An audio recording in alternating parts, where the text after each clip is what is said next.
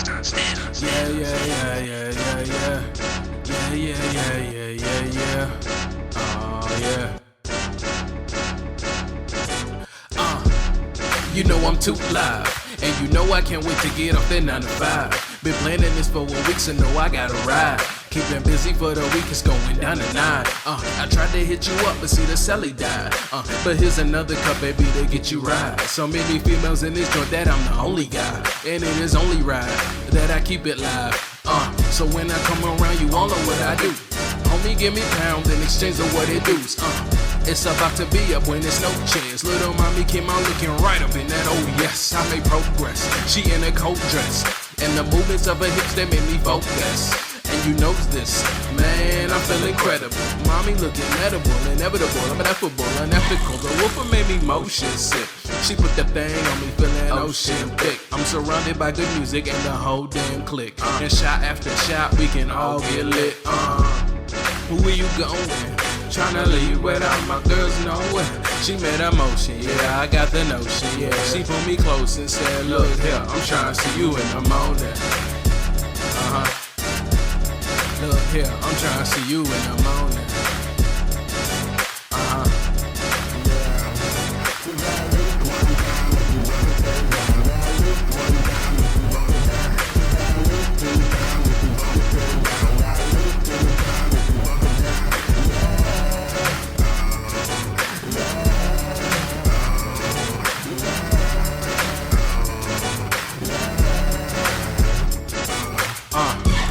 You know I'm too live. I put the beat down and then I write the rhymes. Exchanging up the fees, do it another time. DAME, yeah, you know it, so enjoy the ride. Now that you enjoy the ride, let's have a good time. Put this tape together so that you can bump it in your ride.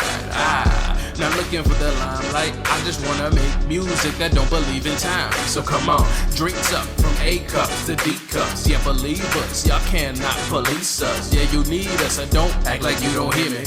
Put us in the trap with all this propaganda near me. On the radio, man, the music got diluted. They took all of our classics, now they think that they could use it, but with a blame, though, I think we bit the bullet. Everywhere I go, y'all listen to the same bullshit. Rap concerts ain't no dancing or no boogieing. All these females and y'all worry about shooting in here. Yeah, it's time I grab the mic and use it. Bring the crew together so we can kick it and cool it in here.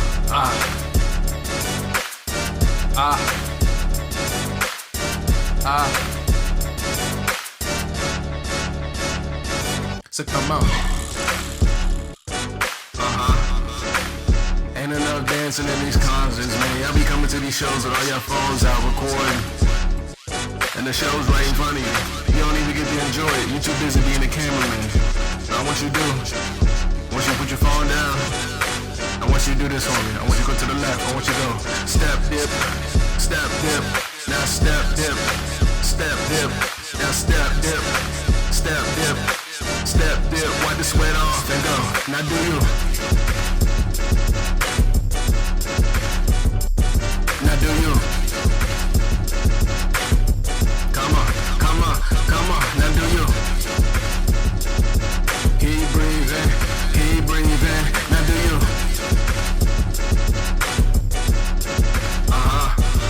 Yeah. What's going on, y'all? It's your boy DameSmiff, and we're gonna be talking today about how AI music is going to change or has changed sync licensing. And so for all of you who are musicians that want to get into songwriting, publishing, and actually like creating a catalog and things like that that you can invest in, this may be important for you to understand, because essentially sync licensing and getting placements and things like that are ways for you to market and exploit your song. So if this is interesting for you and you like conversations like this, make sure you hit the like button, because that allows for people to know that this is a really good conversation. And then also hit the subscribe button so that way you can catch my latest videos and live streams in real time. So a few of the things we're going to be going over are a lot of different reaction videos according to what's really being changed as far as how streaming platforms are dealing with AI music. But also we want to understand really what is the purpose and value and point of making AI music if it's going to be treated the way it is being treated within the industry. So things like generative AI, like Udio and Suno, they're like automated cue generators, right? And they've heavily penetrated the lower tier of sync licensing, corporate videos, small scale YouTube content, and local ads that like previously bought cheap stock music.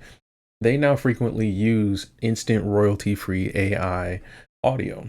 And so you've probably heard it before. Some YouTubers, they'll probably come on and be like, hey guys, what's going on? I want to sell my new thing, right? And it comes on and you just kind of ignore it, right? A little bit. But the point is that for that creator, that audio was a utility to the video, right?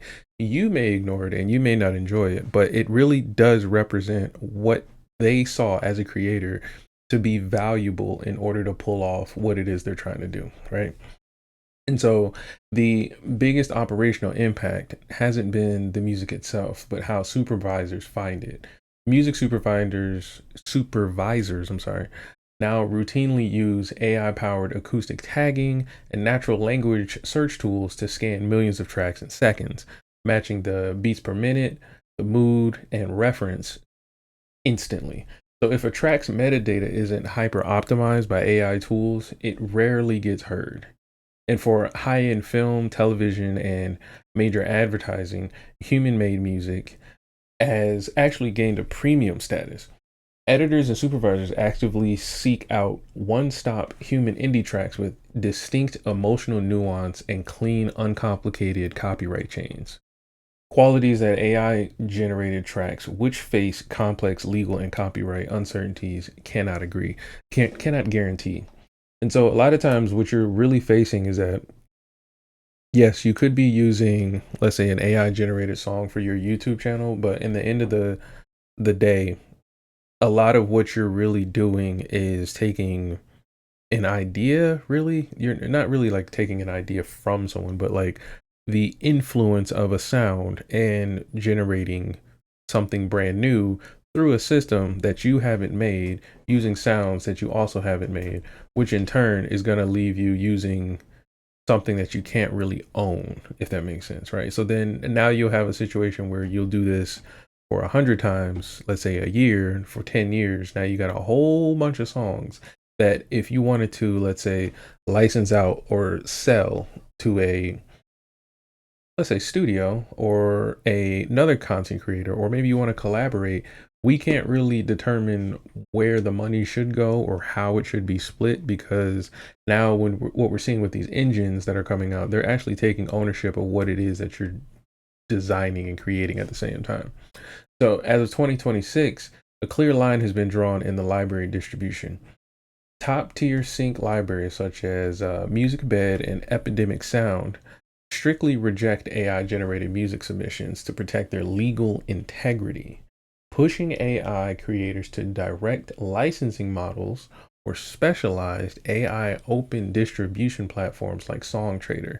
So that's kind of in a nutshell what I'm seeing here from my perspective as well, is that there is starting to be kind of like a throttle on the amount of AI music that platforms are publishing, but at the same time, there's a throttle in how they're represented as well. Like it's no longer equal. And I don't know if it's because of a cultural push or if it's purely based on the legality of it, right?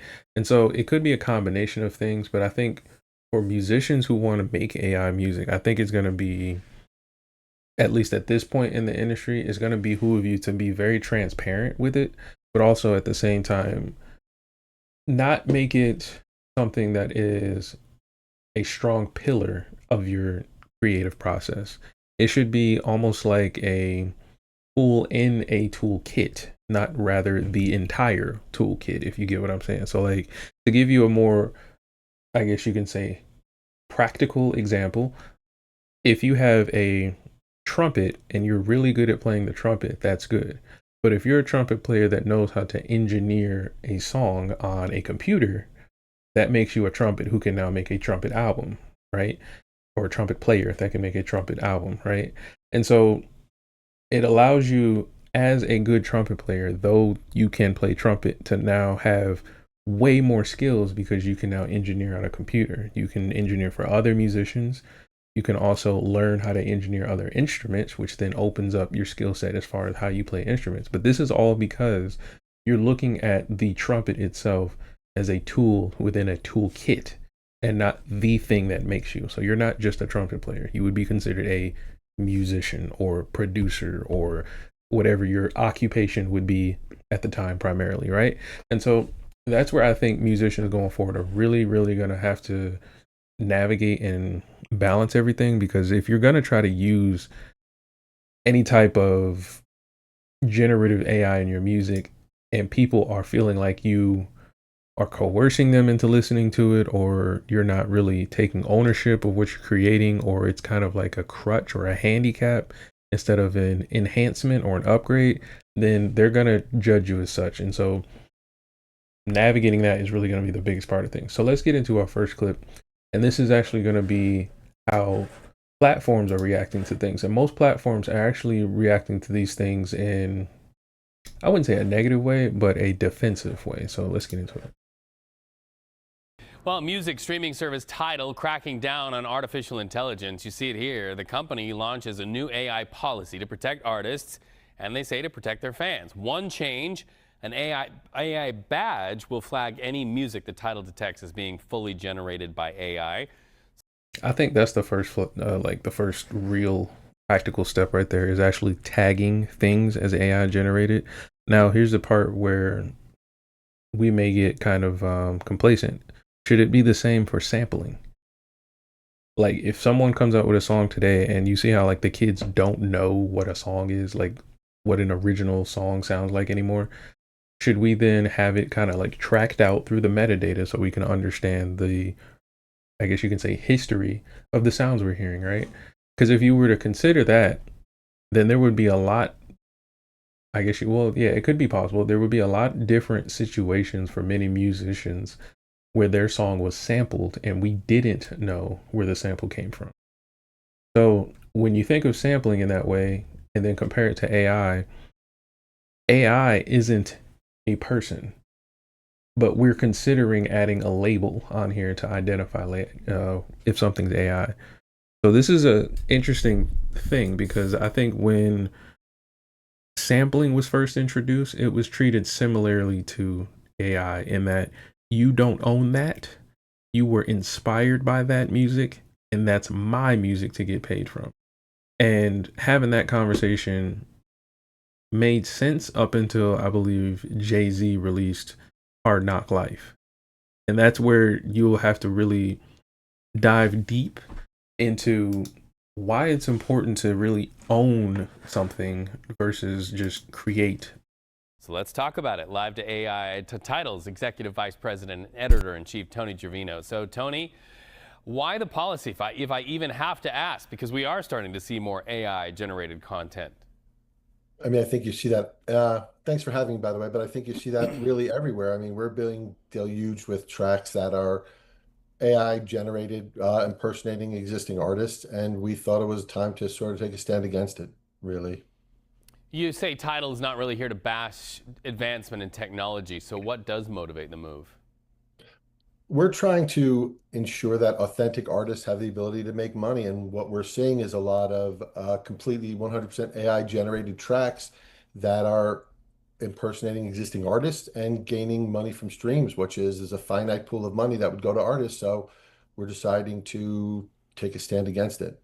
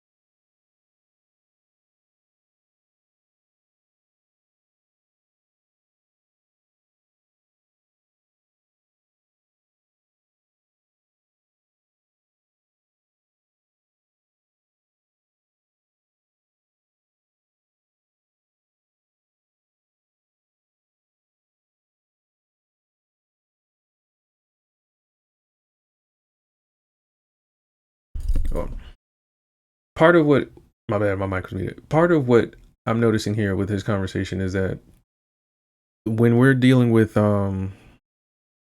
different musicians and things like that, the conversations about what a musician is a really difficult one, because a lot of times I was having this conversation in college. It was very difficult to have with people because their understanding of what a musician is gets blurred by, let's say, the rewards of participating in the music industry, right? And what I mean by that is I was in school to learn how to read, write, and perform music, right? And a lot of us were. And it doesn't have to be as formal as you think. Like if you play in a church, that's a version of that. If your family are musicians and they can teach you things and things like that, that's another version of it. Maybe you take personal or private lessons. That's another version. All of these ways are ways for you to learn how to read, write, and perform music.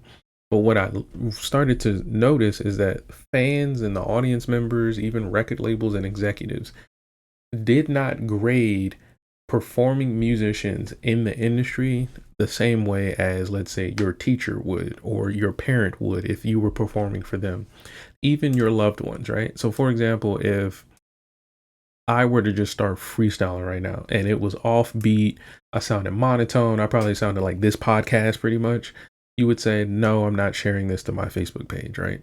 And that would tell me as a learning musician in school that that was not a good performance, or it wasn't up to par for what I wanted from you, right? But what I realized is that that wouldn't matter to anyone if I still got paid, right?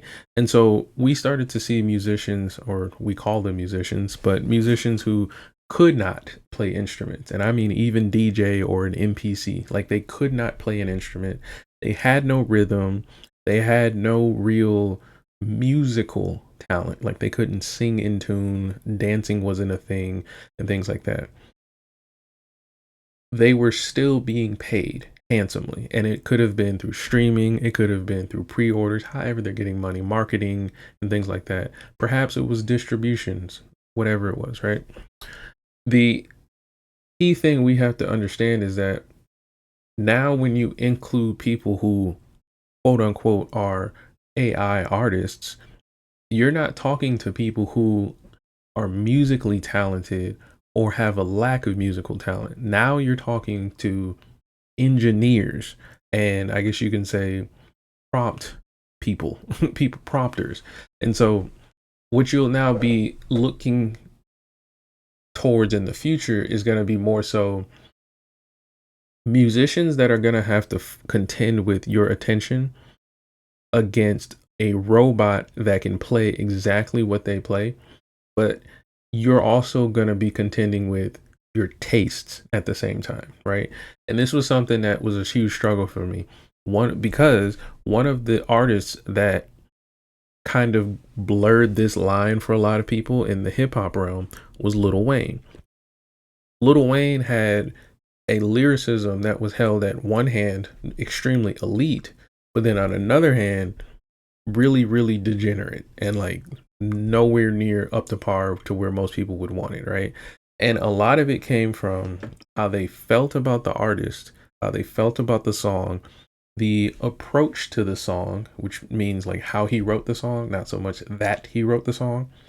And then at the same time, all of that had to combine with who we perceived him to be outside of music, right? So Lil Wayne was a case for me to study because studying him for his lyricism was such a fun, interesting ride, because I initially wasn't a fan of Lil Wayne. It was more so like Lil Wayne was an exciting rapper to see, but to meet and hear his fans talk about his music, it was like, no, you have to listen to the album, get into the cuts, and actually sit with the music a little bit. And then it's until you do that, do you realize like, oh man, he is really like highly musically talented. He understands song structure, writing, and because he's been working on it so young, he has all the reps in making a song, right? But when he started to kind of bleed the personal branding into the musical branding, that's where you started to see fans divide and also the approach to music shift a little bit, right? Songs where you have like Fireman, I would assume he's written that down somewhere, right? There was some practice, there was some kind of like, hey, it should sound like this. When you get to songs like Lollipop, you kind of think, okay, this was a freestyle that you kind of like polished up.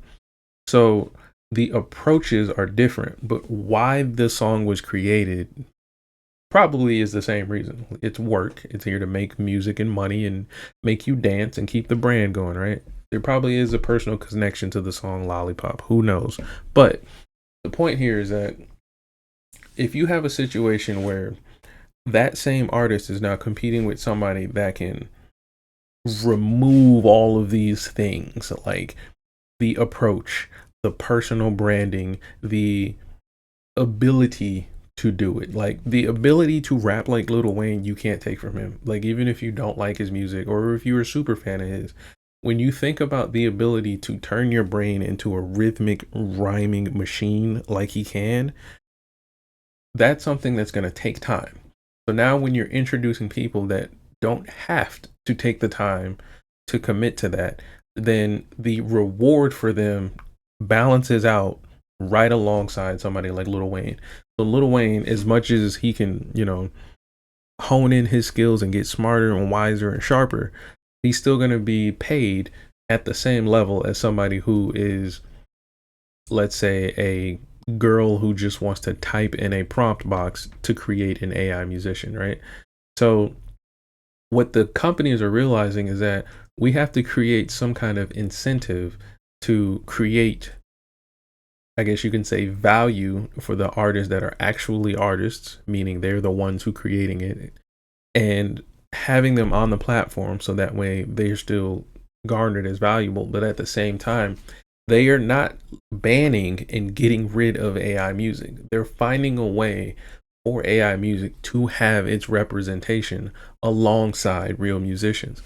So the reason I'm laying this out this way is because now you're going to see a situation where you can't tell what you like, and you can't tell whether or not what you like is real music or AI music.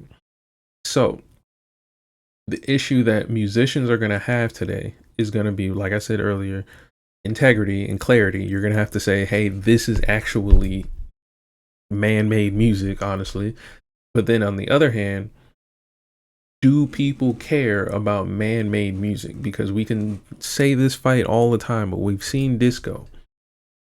If for some reason it makes sense for all of you to listen to AI music in whatever genre it is, then you will move towards listening to AI music and make human music obsolete, which will then bring us to where I have a question, which would be, how much should you pay a musician if they can actually be a musician? Like, if you get a rapper and you remove the studio, you remove the cameras and all that stuff, and they can actually write a song in front of you, how much should he be worth compared to a prompt engine?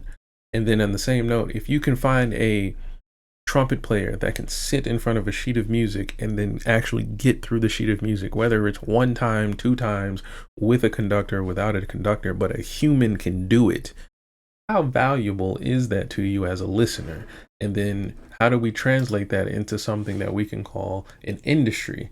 And that's the reason why he said very, very, very clearly that there is a finite amount of money. There's no reason for you guys to keep doing this. What kind of teeth will this have, though, in the industry if others like you and other companies like yours don't get involved and don't jump onto things like this? I can't answer that. What I can say is that what Tidal is doing is by de-incentivizing the bad actors in this from pursuing artists. If you de-incentivize them by not letting them earn the money, they'll stop doing it, really. But again, every day it gets more and more acute, which is why we decided to do it when we did it, because it's a growing problem. And our hope is, I mean, we know we're the first, but our hope is certainly that we're not the last. Well, we know as far back as 2024, more than 200 music artists signed on to an open letter for the conversation. Let's just look at this. This is just part of the letter, and you can see some of the famous faces that signed on. They say, we call on AI developers, technology company platforms, digital music services to cease the use of AI. These efforts are directly aimed at replacing the work of human artists with massive quantities of AI-created sounds and images that substantially dilute the royalty pools that are paid out to artists. The beginning sounds like it's a value statement, but the end sounds like it's about money. Which is it? I mean, it's really both, but if you think about it, most artists that are existing don't make money the way those artists do. So it's really about letting the smaller and independent artists, which is sort of Tidal's bread and butter, be able to earn a living making music. All right. Well, Tony Gervino, it's great to talk to you. Hope to see you back here on CBS News 24/7. Have a great day. So I think for a lot of us, when it comes to this AI music thing, it's going to be really about like what we value.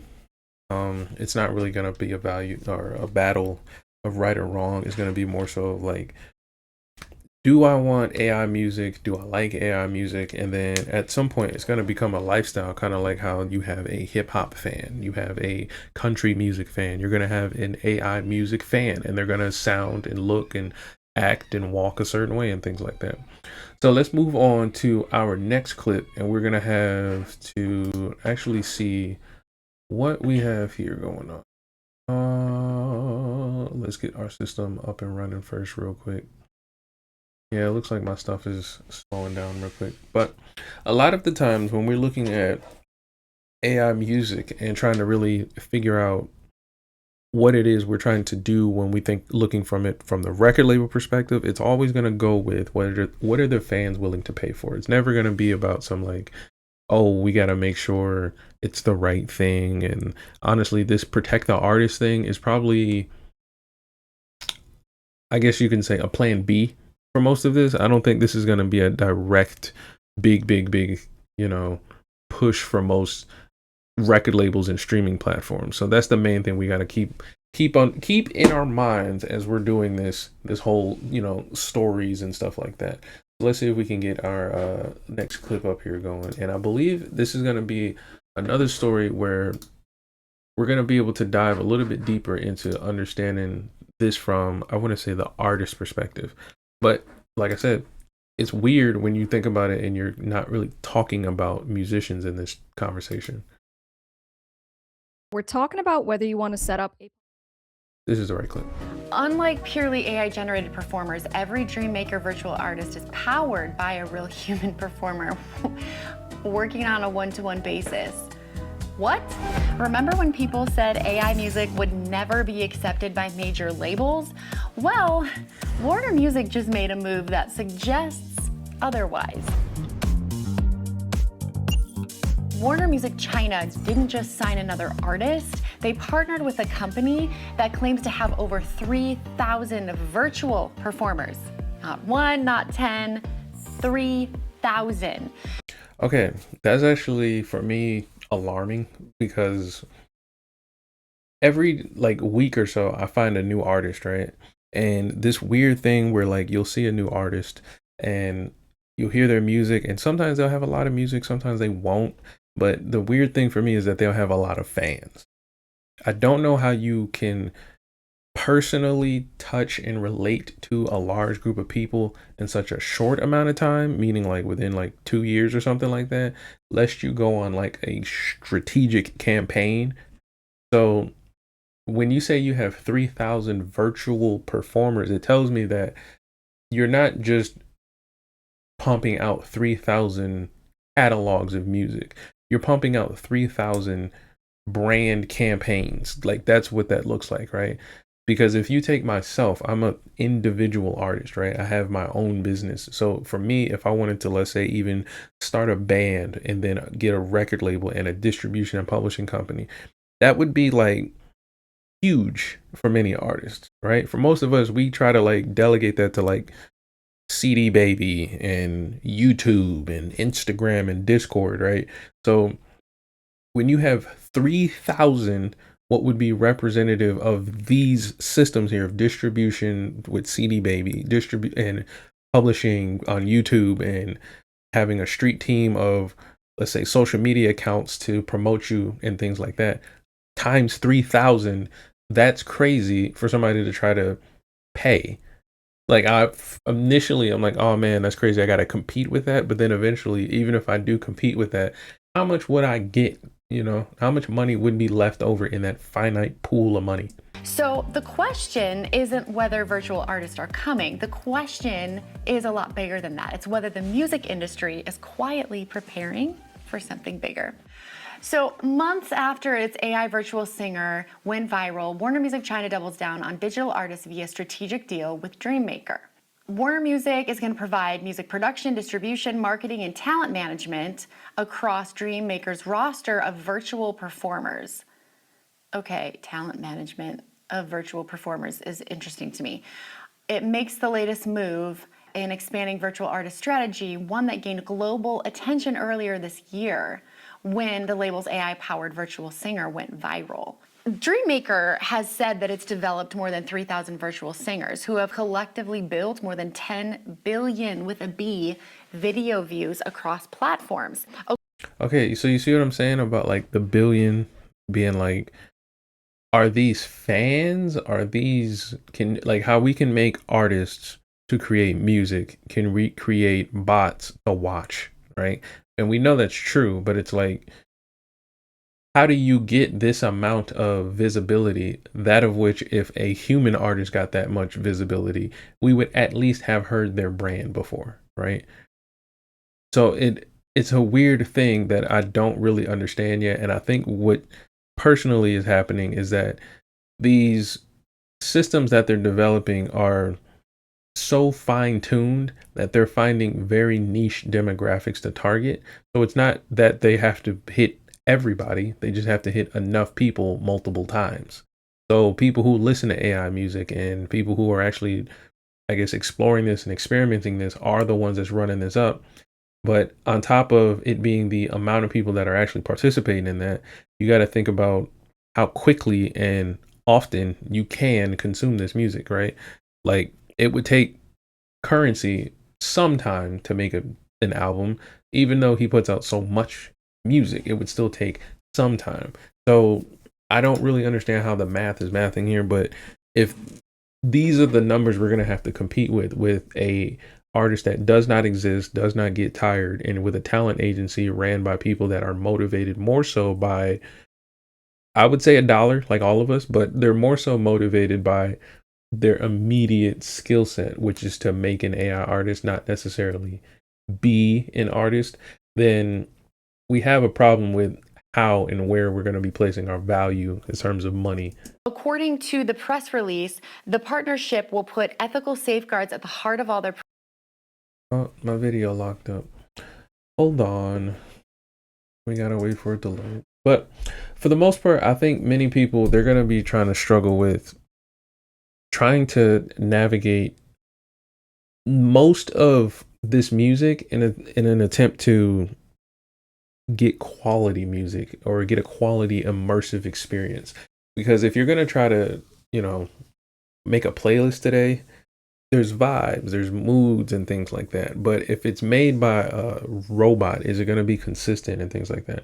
Are you really going to be able to understand how you're going to be able to make a difference in terms of like a wedding or a DJ room or something like that as a creator? Not really in terms of, just a fan, but like if you're a person that wants to write a song about a true feeling today, how do you compete with the girl that just wants to basically put a prompt in a machine and it pops out music within like 5, 6, 7 minutes or something like that, right? Now, when we think about sync licensing, we got to really understand why it's going to be changed and what value it's going to really mean to us going forward. Because I mean, we can talk about ringtones to album sales and things like that, but for most people, it's not really a thing to think about a ringtone today, but it was a big thing at a time, right? So when we're thinking about, let's say, getting our songs on TV, is it a big deal if the TV stations and TV studios are just gonna, prompt some music up or ask for somebody to just prompt an AI artist to make some music and things like that? So for human producers and indie artists, AI is actually a massive tool for leveling the playing field. Music supervisors don't have the time to sift through thousands of poorly tagged tracks anymore. So like traditional manual tagging is being replaced by AI engines, like what platforms use for sonic matching, that can scan WAV files and instantly tag it for the exact BPM, key, emotional arc, and subgenres. And even like for myself, like when I'm thinking about like putting metadata in for my music, there's a lot of information I don't put in there because I just don't consider it in the approach of making the music. So I can see how this can bring a lot of value. Now, it's always been a thing to put in metadata, but I think for us casual musicians and things like that, and not highly polished producing musicians, it seems more like a description than it is a utility, So music supervisors can now type 90s dusty hip hop beat with melancholic piano but an upbeat triumphant chorus into a library search, and AI surfaces the exact match. If an artist's music has a clean AI generated metadata, it gets heard. So now, considering what I was saying about people being engineers and that being their skill set, if I was a music supervisor, do you think I would have to know how to play the trumpet or know how to search a catalog or search a database or be highly strategic and laser focused on getting a product out of a database? You see the difference in skill set now? So now you have a situation where should you make music that way or should you design music that way? I mean, it's more so about like the approach to publishing the music, but you're competing with 3,000 in this one instance, AI artists and things like that. And they're not necessarily going to slow down in terms of like, let's say it's wedding season or it's a female artist and she gets in a relationship and wants to have a family, or maybe it's a guy artist and he decides he just wants to take a break because he's trying to change a chapter in his life. Like that's not a thing for these artists, right? So these like real ebbs and flows that come with being a musician, they change how things look, they change how things work, but it also adds way more complexity when you're thinking about when you're going to feel this melancholic piano, to play that part, or when you're going to feel that triumphant chorus in this hip hop song and things like that. So AI is eating a specific chunk on the market, but it's mostly at the bottom of the food chain. The creators and podcasters and small businesses who just need cheap background drones or an upbeat 30-second corporate vlog cue, cheap subscription platforms or text-to-music AI generators are taking over all of this in terms of like being the representation. Like they're now the brands for this type of thing, but they're also the main ones that are sourcing out a lot of this product, right? Traditional production libraries that relied on generic elevator music are feeling the squeeze. And so for many of us, that'll be like Bandcamp and stuff like that, like where you just have artists uploading libraries of sounds and kits and music and things like that. Going there is going to be kind of like a stretch for the average, music director or small business trying to get some quick music. Going there would be like, oh, you know ball, right? So major networks, streaming platforms, and films are doubling down on authentic human-led music. Why? Because legal liability and emotional connection. Because fully generated, AI-generated music cannot be copyrighted under current laws, legal departments at major networks are incredibly hesitant to touch pure AI tracks due to chain of title risks. They need one-stop human catalogs where the ownership is 100% clear. And so that way it makes it simple to pay people, but it also makes it kind of clear that, you're not stealing, which I guess essentially is just simple to pay people. So for independent producers creating music intended for sync, AI tools have shifted from a threat to an efficiency booster. Supervisors constantly demand clean instrumentals, no vocal mixes or specific stem cuts.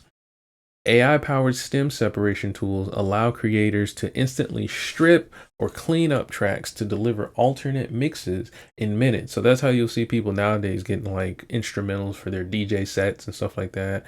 They probably getting instrumentals for commercials and stuff like that. Just take a song and then have it emulate in a system and stuff like that.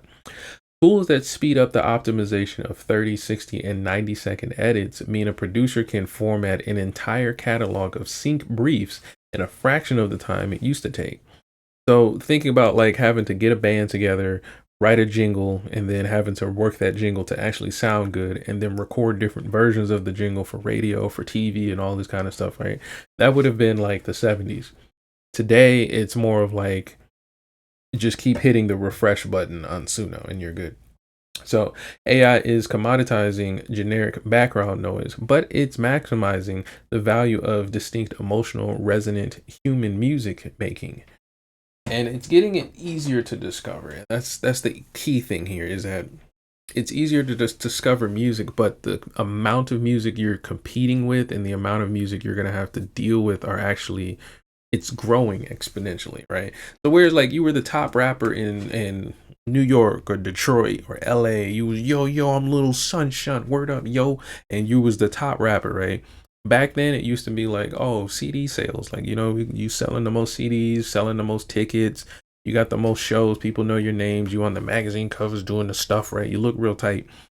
Until there's some 30-year-old dude who figured out how to make an AI girl with big boobs that can sing and rap better than you, and she's never offline. She responds to everyone's chat around the world. Like, there's no way you can compete with that kind of work, lest you're just considered that much more valuable by the community. So I think that's the greater issue that many artists are going to go through. So we're going to skip this first clip, and then we're going to go to the next clip.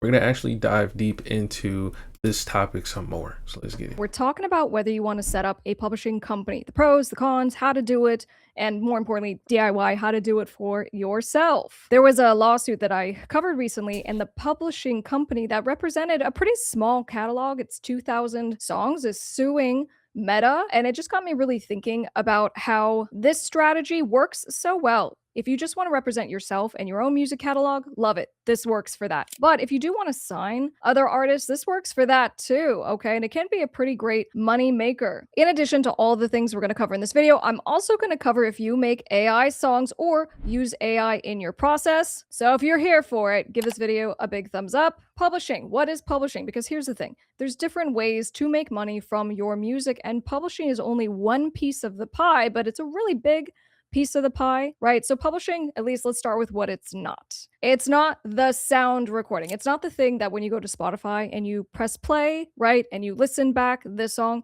that's not what we're talking about. We're actually talking about the bass song. All right, so I have my little piano, and we're just gonna use a demonstration. I was trying to explain this to a probate attorney the other day, so we're actually going to seeing if this resonates with you guys. So there's my little piano. All right, let's come up with something. We're gonna call this The Rain. No. Yes.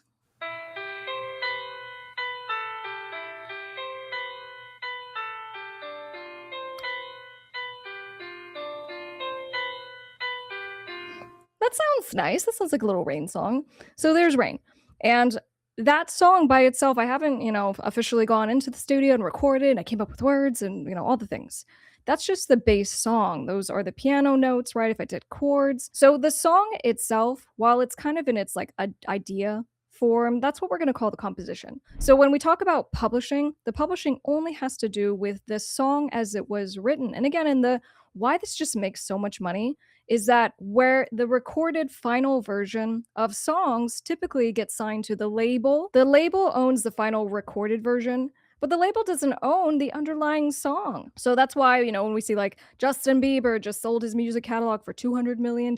Well, what he sold was his publishing. What he sold was the composition rights. Okay, are you with me right now? So when we talk about publishing, it's the ability to go and make money on the actual bass composition. And there's a couple of ways that you can go and do this right away, but there actually are a few other ways that maybe you haven't thought about just yet. Now, on our short list, there's performance royalties. We're going to talk about that. There's mechanical royalties. There's sync placements. Let's pause there for a sec. You guys have heard you can get your music into TV and films and games, right? And in fact, we've been talking about Salt and Peppa, the insanely successful rap duo, and they put in one of their lawsuits against Universal that they had made about $1 million just from their sync placements. Okay, so that's huge. Like, you're making millions of dollars just from getting your stuff into TV and film. So there's sync placements, there's cover songs. So someone goes and remakes your Rain song. And then of course there are catalog sales. So there's a long list here. We're going to discuss where you go to actually collect the publishing, but I like to explain this as ice cream. I think just because I like sweet things. So I don't know what you're into, but we're using ice cream as the example. There's one bowl of ice cream either way, but generally, when you guys look this up, you're like, well, it says that there's half of the ice cream, which is allocated for the writer's share of publishing. And then the other half of the ice cream is allocated to the publisher's share. And so you guys get confused because you're like, oh, it sounds like, She was starting to cook. My video cut off. But yeah, I agree so far with everything she was saying. She's 100% accurate. There's like no fluff in anything that she was saying. But I guess I can go a little bit deeper in terms of like what she was getting at. So there's the publisher share, which would be, let's say, DameSmiff production, right? And then there's the writer share, which is DameSmiff, right? That's me, the person, right?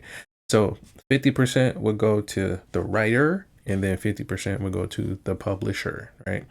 Now, we have companies like ASCAP, and then we have CSAC and BMI and things like that. They make sure both parties get paid the amount of money they're supposed to get paid based on what is written onto the submission form that they submit, right? The other side of it is mechanical royalties. Then you have things like the Harry Fox agency and stuff like that. And then you have sync licensing where you get like Taxi and stuff like that, companies like that. And it's essentially the same thing where you fill out all the metadata that's needed for what this song is, who's it's related to, where's the money going and all that stuff. And then these companies will just facilitate the payments and the organization of who gets to own the licenses, who represents the licenses, because it may not be you who's doing all of this. Like you could be signed to a record label and they have a department that helps get your music license, right? So as you're doing all of this stuff, you're competing with a robot that doesn't really need to slow down. So like if you have, let's say, a new TV show, I just did a TV show review of the show Rock from Amazon Prime. And apparently when I watched it, the day I watched it was the day it came out. So like something as fresh as that show has like thematic music, has culturally relevant music, historical music, and like things like that. You can easily prompt an AI engine to make the music needed for that show. And then just have the amount of music available to where maybe it won't get picked for this show. Maybe it won't get picked for such a high production show, but a music supervisor can come across your catalog and you could get chosen for a sync license. That opportunity is there for what essentially would not be a musician, which essentially would be there for a person who can prompt, who can put in an app, a code, or things like that, or really just work an engine in their favor, right? So the issue we're not really dealing with is whether they're right or wrong. It's how do you value that? Like, how do we pay this person to really represent what we want them to represent and actually get the full value of what it is that we say we want from the music industry, which could be, you know, the respect and, let's say, prestige you get from being a skilled musician, or maybe it's the respect and status you get from being a successful business person through music or within the industry and things like that. Like, how do we actually value that? So let's get into our last clip, and then I will go ahead and get you guys ready for lunch. And this one is actually gonna kind of show us a bit more, I guess you can say, from somebody like my perspective, but more of the musician side of things. Let's get it. AI music is flooding the internet right now, and it's already making it harder for producers to stand out everywhere. Now, it's threatening social media marketing. It is also threatening our royalty pool, and sync licensing might not be immune. So after watching how labels, music supervisors, and tons of lawsuits are actually reacting to what's going on, I'll share my predictions for where this could possibly lead and how it can affect sync licensing. Every time new tech comes along, people say it's the end for all artists. Printing presses, cable TV, even social media, streaming, but every time it's the real storytellers that cut through still. To show you what I mean, check out this chart. On the left, there's worst case scenario, Terminator vibes. AI takes over, nobody gets paid, loss of everything. On the right side, it's going to show the dream, where the law actually catches up, AI gets reined in, and real music producers and indie artists thrive. Now, based on these things, let's go into detail on what could actually happen. Let's start with the worst case scenario first. Deezer says about 18% of daily uploads right now are full AI tracks. That's over 20,000 robot songs every single day. And get this, about 70% 90% of those streams are probably fake bots in the first place, pocketing royalty money meant for real artists like you. Independent creators are already starting to see fewer streams, fewer placements, and less sync traction as their music gets drowned. This could be what possibly happens based off this data. Behind the scenes, also, brands and content companies are trying to use AI-made clips to scale ads as fast as possible and as cheap as possible with no human checks, just production level quality. This kind of thing could actually push you off playlists, slash your sync income, and also kill your royalties. Worst case scenario, no more placements, no more pay for people like us. But this is a worst case scenario and it's not guaranteed. The thing is, most producers are sitting around waiting to see what happens instead of actually adapting. But the smart ones, they're trying to figure out a way to shift their strategy when it comes to sync licensing. This is the actual sentiment for every business because you want to try to cut costs and make as much money as possible. It's understandable on one side, but on the other side, you're taking money out of a lot of careers in a sense. Again, worst case scenario. By the way, if you want to see real strategies producers are using to fight back, like AI poisoning and things of that nature, and get your hands on how to actually figure out your next move, check the link in the description. We got a private community where we break this kind of stuff down due to trends, tactics every week. But don't hit the panic button because you can shift this. Let's flip to the best case scenario now. A music supervisor actually told me last week that for now, no end clients will go near AI music at all. It's just too risky. It's a lawsuit waiting to happen. You see what's going on with Suno and Udio at the moment with record labels. She also told me that she's trying to keep her thumb on the artist creation side as much as they can. Recording Academy CEO Harvey Mason also said AI is here, but it can't replace emotional depth. We got to make stuff that computers can't. And 9 times out of 10, the people that are actually making the music are still making better quality stuff when they're actually making it from a DAW instead of trying to describe it via text. Music supervisors might not always say it out loud, but they can actually feel the difference. Just like how some people can spot an authentic painting from the fake. They know when that track has that human fingerprint. Here's the other legal kicker that could happen. Fully AI generated music we know already can't be copyrighted, which means that it can't be licensed for sync licensing yet. So robot songs, all that kind of stuff is already blocked from the market. But as AI noise starts to flood catalogs, the value of actual human crafted, story rich, legally cleared music, the value of it is going to skyrocket. So in the AI flood, your realness is actually your lifeboat. That means I agree. And with most of what he's saying, I think the solution isn't going to be to try to like convince companies not to do it. I think you're just going to have to represent the value, right? And so I'll take like most musicians, for example, like the room he's sitting in right now, this is like a home studio. It's got a bed in it, literally, right? If you were to consider the quality of music that would come out of this room, I would think maybe like Migos mixtape at the highest, right? So I think what we're going to have to start looking at when it comes to being a musician and requesting the value we request from the music industry, we're going to have to deliver at a higher level, right? Like for myself, I've taken like, it's been a slow churn in terms of like publishing music on Spotify and stuff like that. Because for me, the greater value has been in performing live in orchestras. So playing in an orchestra, I get to see the higher production value, but also it's a way more competitive scene, right? Like recording in your house is one thing, recording in your studio is another thing. But when you're on tour or if you're actually like performing every single week on camera live for the world to see, it actually keeps you in a more competitive mindset than somebody who thinks, oh, I like you because you're, you know, your vibe or your sound and things like that. So it comes to a point to where I have to look at the craft differently than how I actually feel about the craft.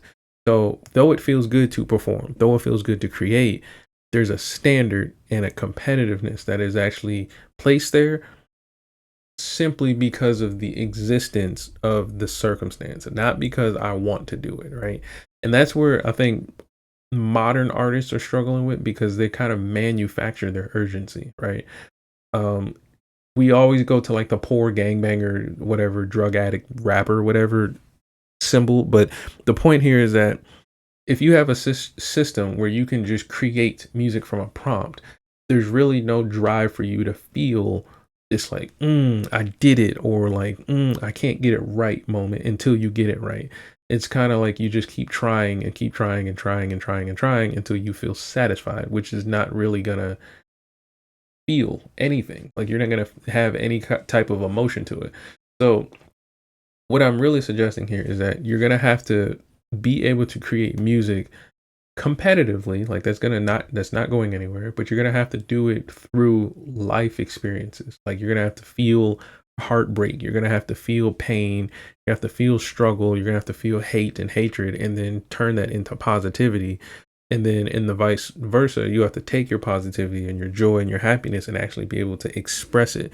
You're not going to be able to just say, oh man, I got to make some more songs this week because I haven't hit my quota. It's never going to work that way.